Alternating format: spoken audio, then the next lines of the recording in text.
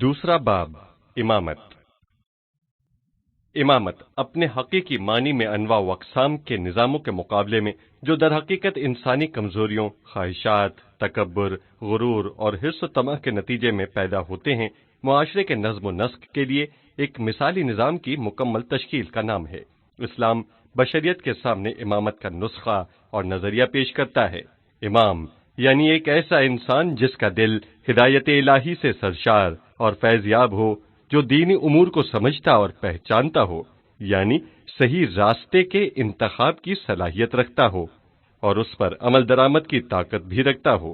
جیسا کہ ارشاد الہی ہوتا ہے، یا یحییٰ خذ الکتاب بقوۃ، اے یحییٰ کتاب کو مضبوطی سے پکڑ لو، سورہ مریم آیت 12۔ اس کے ساتھ ہی اس کی نظر میں اپنی ذاتی زندگی اور خواہشات کوئی معنی نہ رکھتے ہوں، بلکہ دوسروں کی خواہشات، زندگی اور سعادت و کامرانی اس کے لیے سب کچھ ہو، جیسا کہ امیر المومنین حضرت علی علیہ السلام نے 5 سال سے بھی کم مدت حکومت کے دوران اس کی عملی تصویر پیش کی۔ ذرا غور کیجئے کہ امیر المومنین علیہ السلام کی 5 برس سے بھی کم مدت کی حکومت ایک مثالی اور بشریت کے لیے ناقابل فراموش نمونے کی شکل میں صدیوں سے تاریخ کے صفحات پر دمک رہی ہے۔ یہ غدیر کے واقعے کی حقیقی تفسیر اور اس کا اصلی درس ہے۔ اسلامی تعلیمات میں اکثر موارد میں لفظ امامت، جس کے معنی مطلق رہنمائی کے ہیں، کا اطلاق ایک خاص مصداق پر ہوتا ہے، اور وہ اجتماعی میدان میں فکری اور سیاسی رہبری اور رہنمائی کے ہیں۔ قرآن مجید میں جہاں کہیں بھی یہ لفظ اپنے دیگر مشتقات کے ساتھ استعمال ہوا ہے،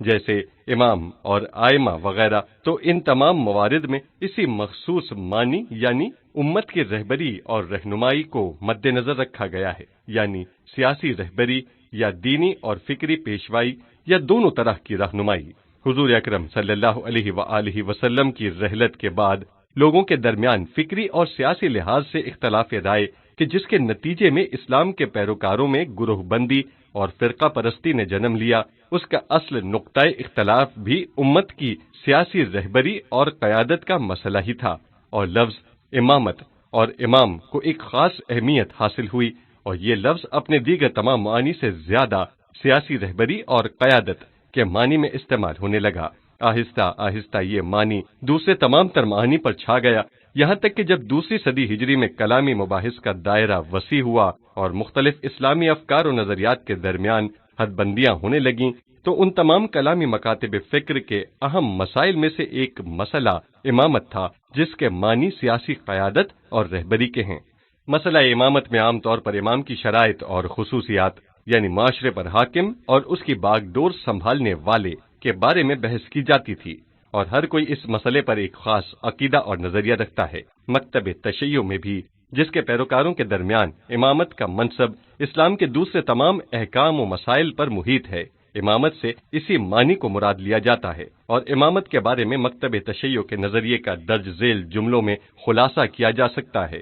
امام اور اسلامی معاشرے کے حاکم کا انتخاب اور تعین خدا کی طرف سے ہو، اور پیغمبر اکرم صلی اللہ علیہ وآلہ وسلم کی طرف سے اس کا تعارف کرایا گیا ہو۔ رہبر اور پیشوا کے لیے یہ بھی ضروری ہے کہ وہ دین کے تمام رموز سے آگاہ ہونے کے علاوہ مفسر قرآن بھی ہو، اور وہ ہر قسم کے خلقی، خلقی اور سببی عیوب اور نقائص سے پاک اور معصوم ہو، اس نے پاک و پاکیزہ خاندان میں جنم لیا ہو، وغیرہ۔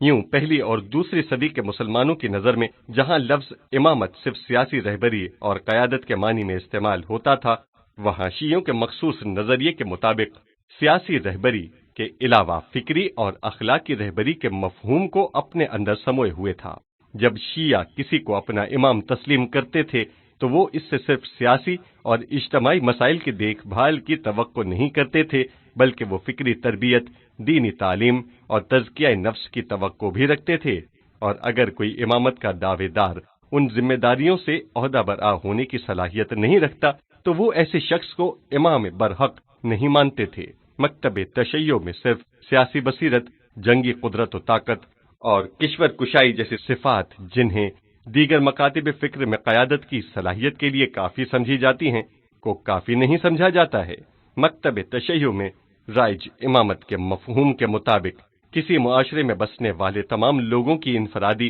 اور اجتماعی زندگی کے امور کی بہترین انداز میں دیکھ بھال کی قدرت فائقہ کا حامل انسان ہی امام وقت کہلانے کا اہل ہو سکتا ہے، جو ایک ہی وقت میں لوگوں کے دینی معاملات بھی سدھارتا ہو اور ان کی اخلاقی تعلیم و تربیت اور سیاسی امور کی دیکھ بھال بھی کرتا ہو۔ بس اس گفتگو کی روشنی میں حضرت پیغمبر اکرم صلی اللہ علیہ وآلہ وسلم بھی امام ہیں، کیونکہ جس معاشرے اور تہذیب کی بنیاد آپ نے اپنے بابرکت ہاتھوں سے رکھی تھی، اس کا فکری اور سیاسی انتظام اور رہبریت بھی آپ ہی کے ہاتھ میں تھی، اور آپ کی رحلت کے بعد بھی امت کو ایک امام کی ضرورت تھی، تاکہ وہ حضور اکرم کے جانشین خلیفہ کی حیثیت سے امامت کی ان بھاری ذمہ داریوں من جملہ فکری اور سیاسی رہبریت کو اپنے کاندھوں پر اٹھا سکے۔ لہذا شیعوں کا یہ عقیدہ ہے کہ خود حضور اکرم کے فرمان کے مطابق آپ کے بعد آپ کے جانشین اور خلیفہ بلا فصل امیر المومنین علی ابن ابی طالب علیہ السلام ہیں، اور ان کے بعد یہ عہدہ آپ کے خاندان سے وابستہ دیگر ائمہ معصومین علیہم السلام کو یکے بعد دیگرے منتقل ہوتا رہا۔ اس سلسلے میں مزید تفصیلات کے لیے اس موضوع کی کتابوں کی طرف رجوع کیا جائے۔ یہ نقطہ قابل توجہ ہے کہ خلافت اور اسلام کی حکومت میں ان تینوں مفاہیم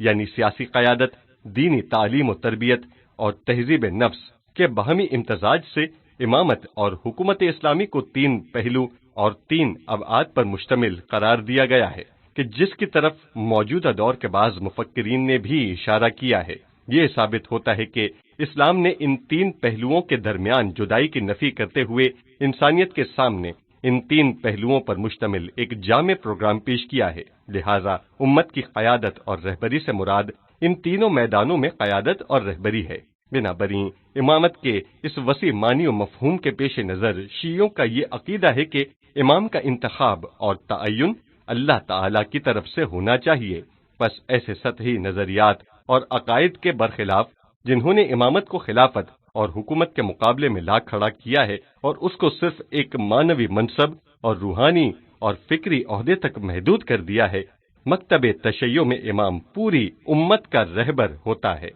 یعنی دنیوی امور اور لوگوں کی انفرادی زندگی کے نظم و نسق اور اجتماعی امور سے مربوط تمام مسائل، اور اسی طرح لوگوں کے روحانی اور معنوی مسائل کا حل اور فکری مشکلات اور عقائد اسلامی کی تفسیر و تشریح کی ذمہ داری بھی امام پر عائد ہوتی ہے۔ یہ واضح مطلب بھی امامت کے عقیدے سے وابستہ اکثر لوگوں کے لیے ایسا اجنبی بن چکا ہے کہ اس کے متعلق موجودہ سینکڑوں قرآنی آیات اور احادیث کے منابع سے چند ایک مثالوں کا تذکرہ فائدے سے خالی نہیں ہوگا۔ اصول کافی کی کتاب الحجہ میں حضرت امام علی رضا علیہ السلام سے ایک طویل روایت نقل کی گئی ہے، جس میں امامت کی شناخت، اس کے اوصاف اور خصوصیات بیان کی گئی ہیں جو انتہائی اہم اور دلچسپ ہیں۔ ان میں سے بعض درج ذیل ہیں: امام دین کا ضامن، نظام مسلمین کی درستی، دنیا کی آبادی کا ضامن، مومنین کی عزت و سربلندی، پیغمبروں کا مقام و مرتبہ، جانشینوں کی میراث، خدا اور رسول کا خلیفہ ہوتا ہے۔ نیز امام دولت و ثروت میں اضافہ کرنے والا، حدود اور احکام الہی کا جاری کرنے والا، اسلام کی سرحدوں کی حفاظت کرنے والا، تمام مخلوقات کے درمیان اللہ کا امین، بلند مقام پر چمکتا ہوا چراغ، حریم الہی کا محافظ، منافقین سے بیزار، کفر کی بنیاد کو ویران کرنے والا، مومنین کی عزت، قیادت کا لائق، سیاسی امور کا ماہر، حکم الہی کے اجرا کے لیے کمر بستہ ہو، اللہ کے بندوں کا خیر خواہ، دین کا محافظ ہوتا ہے۔ امامت دین کی مہار ہے اور نظام مسلمین ہے، اور اس سے امور دنیا کی درستی ہے اور مومنین کی عزت ہے۔ امامت ترقی کرنے والے اسلام کی بنیاد ہے اور اس کی بلند شاخ ہے۔ امام ہی سے نماز، وہی مال غنیمت کا مالک ہے، وہی صدقات کا وارث ہے، وہی حدود و احکام کا جاری کرنے والا ہے، وہی حدود اور اسلام کی سرحدوں کی حفاظت کرنے والا ہے۔ امام حلال کو حلال اور حرام الہی کو حرام کرتا ہے اور حدود الہی کو قائم کرتا ہے اور دشمنوں کو دین خدا سے دور کرتا ہے، لوگوں کو دین خدا کی طرف بلاتا ہے حکمت اور عمدہ نصیحت کے ساتھ، اور وہ خدا کی مکمل حجت ہوتا ہے۔ امام چڑھتا سورج ہے جو اپنی روشنی سے عالم کو جگمگا دیتا ہے، وہ ایسے مقام پر ہے کہ لوگوں کے ہاتھ اور نگاہیں وہاں تک نہیں پہنچ سکتی۔ امام روشن چاند ہے اور ضیابار چراغ ہے اور چمکتا چراغ ہے اور جگمگاتا نور ہے، ہدایت کرنے والا ستارہ ہے، دلالت کی تاریکیوں میں، شہروں کے درمیان، جنگلوں اور سمندروں کی گہرائیوں میں راہ بتانے والا ہے۔ امام پیاسے کے لیے چشمہ آب شیریں ہے اور بھٹکے ہوئے لوگوں کی رہنمائی کرنے والا ہے۔ الکافی جلد 1 صفحہ 200۔ حضرت امام جعفر صادق علیہ السلام سے منقول ایک اور روایت میں واضح طور پر کہا گیا ہے کہ وہ تمام امتیازات اور عہد و پیمان جو پیغمبر اسلام کو حاصل ہیں، حضرت علی علیہ السلام اور دیگر ائمہ طاہرین بھی ان خصوصیات کے حامل تھے۔ الکافی جلد 1 صفحہ 196۔ حضرت امام جعفر صادق علیہ السلام ہی سے منقول ایک روایت میں اوصیاء کی اطاعت اور فرما برداری کے واجب ہونے کا ذکر کرتے ہوئے وضاحت کی گئی ہے کہ اوصیاء وہی ہیں جنہیں قرآن کریم نے اولو الامر کے نام سے یاد کیا۔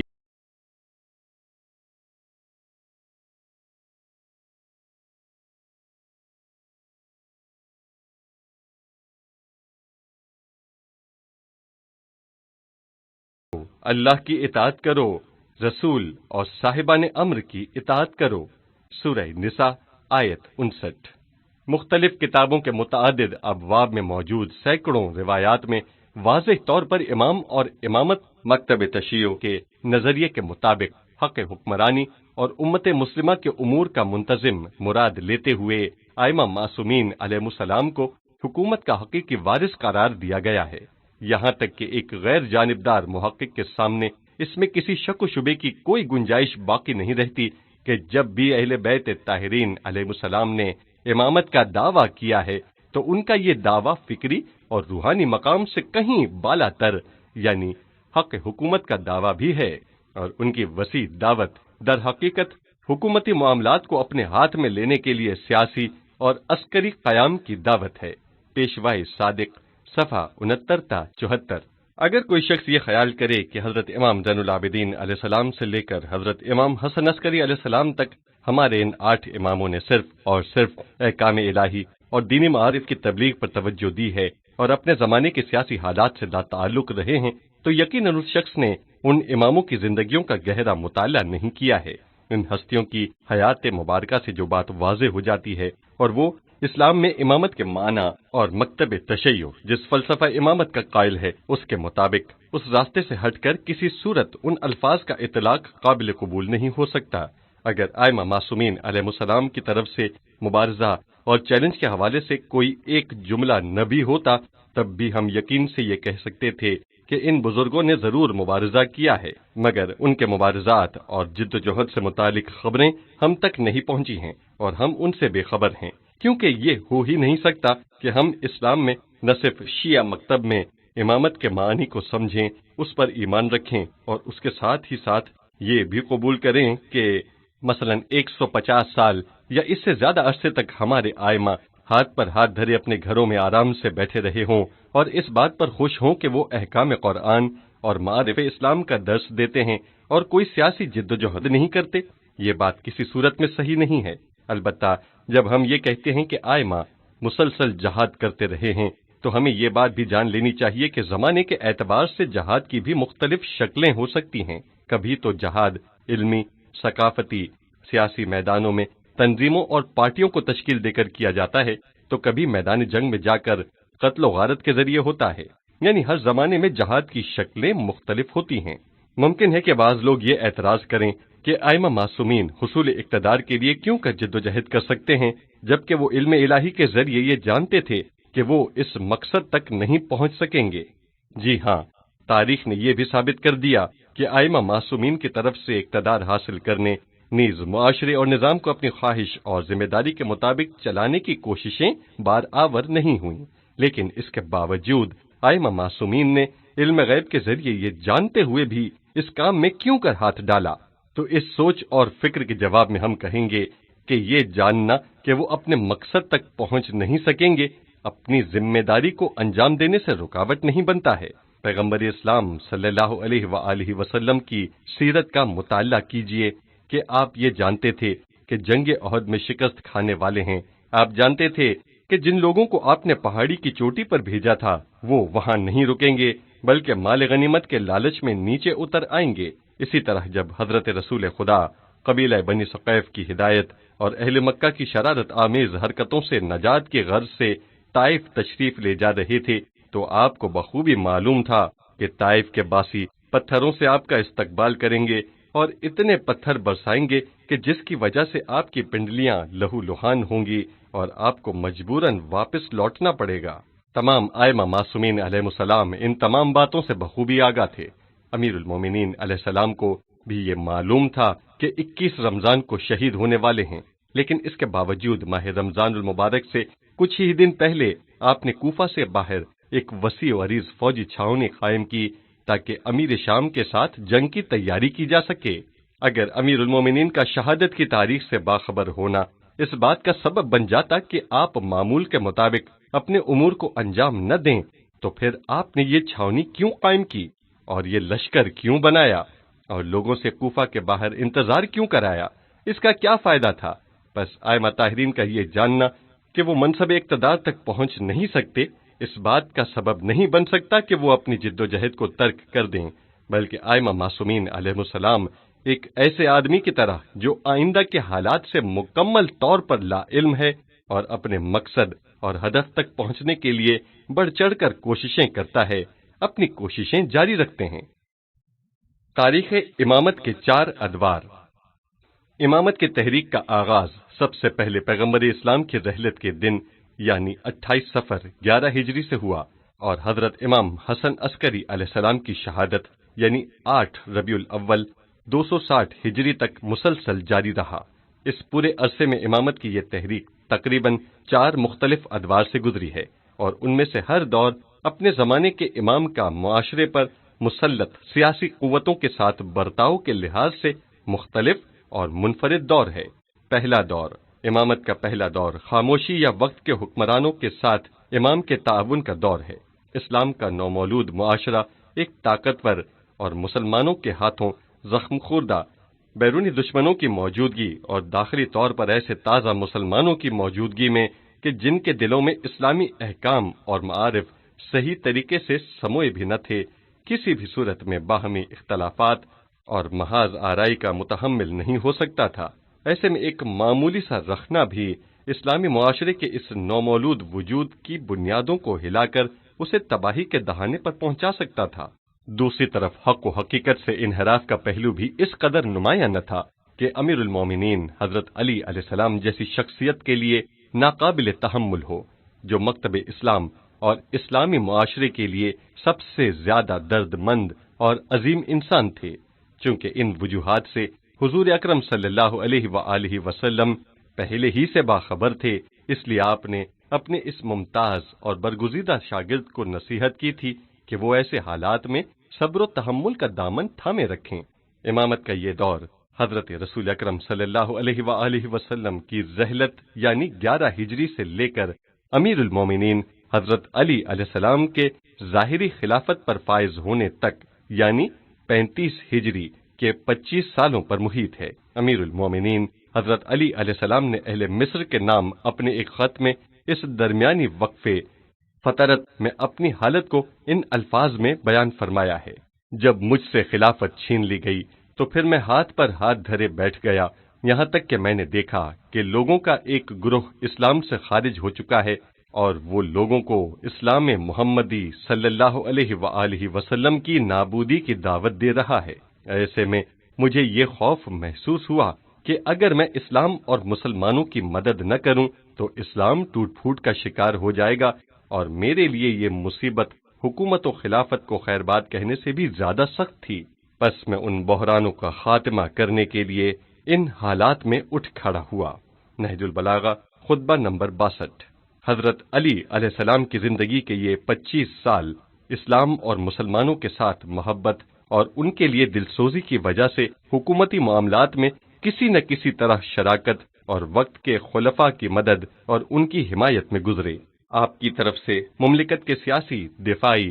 اور دیگر سماجی معاملات کے حوالے سے وقت کے حکمرانوں کے سوالات کے جوابات اور دیگر امور میں ان کی رہنمائی کے جو تذکرے نہج البلاغہ اور حدیث و تاریخ کی دوسری کتابوں میں نقل کیے گئے ہیں، وہ امام کی زندگی کے اس پہلو کے ناقابل تردید ثبوت ہیں۔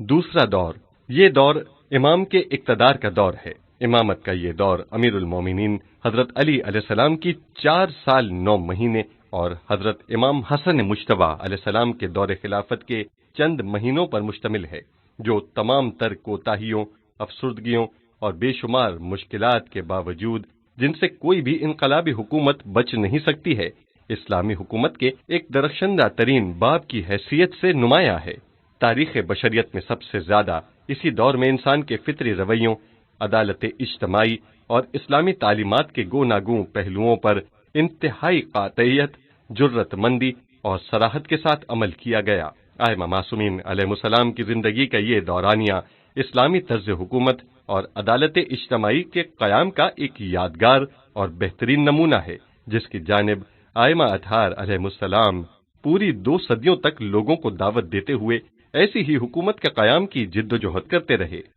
چنانچہ شیعیان امیر المومنین علیہ السلام اس دور کو بڑی عظمت کے ساتھ یاد کرتے ہیں اور اسے کھو دینے پر افسوس کا اظہار کرتے ہوئے بعد کی حکومتوں کا اس کے ساتھ موازنہ کر کے ان سے اپنی نفرت کا اظہار کرتے رہے ہیں۔ امامت کا یہ دور غیر تربیت یافتہ اور انحراف و گمراہی کے شکار لوگوں کے درمیان ایک مثالی اسلامی اور انقلابی حکومت کے قیام کے لیے ایک بہترین درس اور تجربہ تھا۔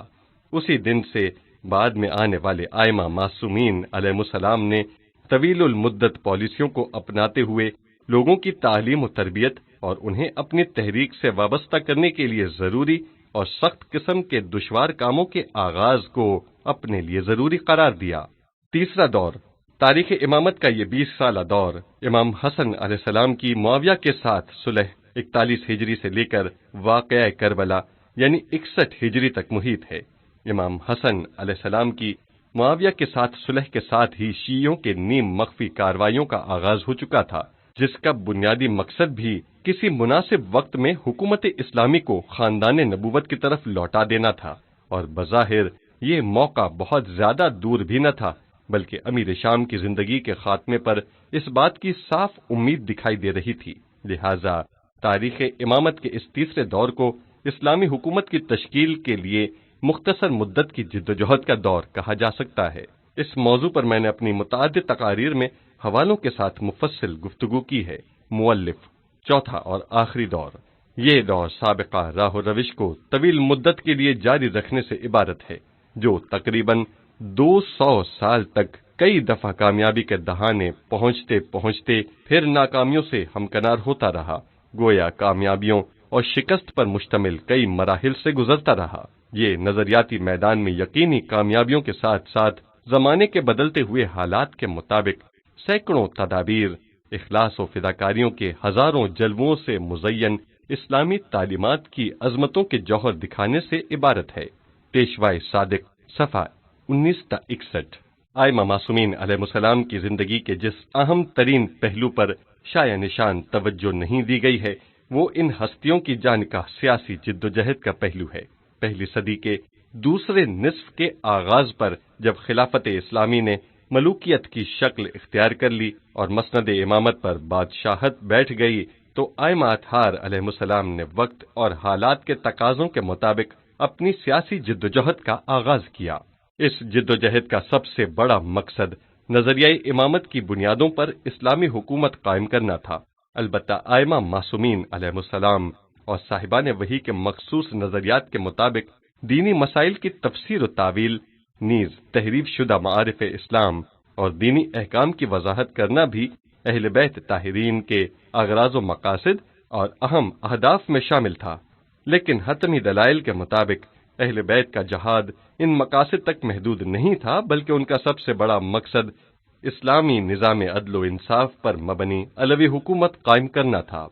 جتنی بڑی تکلیفیں، سخت سے سخت مصیبتیں ائمہ اطہار علیہ السلام اور ان کے طرفداروں نے اپنے رنج و غم اور ایثار و قربانی سے بھرپور زندگیوں میں برداشت کیں، وہ صرف اسی اہم مقصد کے حصول کے لیے تھیں، اور اسی انقلابی نصب العین اور اہم مقصد کو حاصل کرنے کے لیے ائمہ اطہار نے کربلا کے ہولناک اور جانگوداز واقعے کے بعد امام زین العابدین علیہ السلام کے دور حیات سے ہی اس طویل المدت نصب العین پر عمل شروع کر دیا تھا۔ یہی وجہ ہے کہ کربلا کے ہولناک حادثے اور امام علی رضا علیہ السلام کی جانشینی کے درمیان 140 سالہ دور میں آئمہ اہل بیت علیہ السلام کی انقلابی تحریک سے وابستہ لوگوں یعنی شیعوں کو خلفاء اور ان کے حکومتی کارندے ہمیشہ اپنے سب سے بڑے اور خطرناک دشمنوں میں شمار کرتے تھے۔ اس دوران کئی مرتبہ مناسب مواقع پیدا ہوئے اور ایسا لگتا تھا کہ شیعوں کی جدوجہد،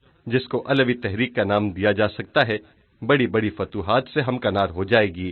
لیکن ہر بار آخری اور فیصلہ کن فتح اور کامیابی کی راہ میں دشواریاں پیش آتی رہیں، اور شاید سب سے بڑا اور کاری زخم اس وقت لگتا تھا جب اس تحریک کے اصلی بانی اور مرکزی محور یعنی اس دور کے امام کو قید خانے میں ڈال دیا جاتا یا ان کو شہید کر دیا جاتا تھا، اور جب ان کے بعد دوسرے امام کی باری آتی تھی تو اس وقت اس قدر سخت گیری اور بحران کا عالم ہوتا تھا کہ حالات کو دوبارہ معمول پر لانے میں کافی وقت درکار ہوتا تھا۔ آئمہ اطہار ان سخت اور کٹھن طوفانی حالات میں بھی اس عقل مندانہ اور شجاعانہ تحریک کے باریک لیکن گہرے اور پائیدار دھارے کے دشوار اور خطرناک راہوں سے گزرتے رہے، اور نہ صرف یہ کہ بنو امیہ اور بنو عباس کے خلفاء اماموں کو شہید کر کے بھی کسی زمانے میں امامت کی تحریک کو ختم نہ کر سکے، بلکہ یہ تیز خنجر ہمیشہ اہل خلافت کے سینوں میں چبھتا ہوا محسوس ہوتا رہا اور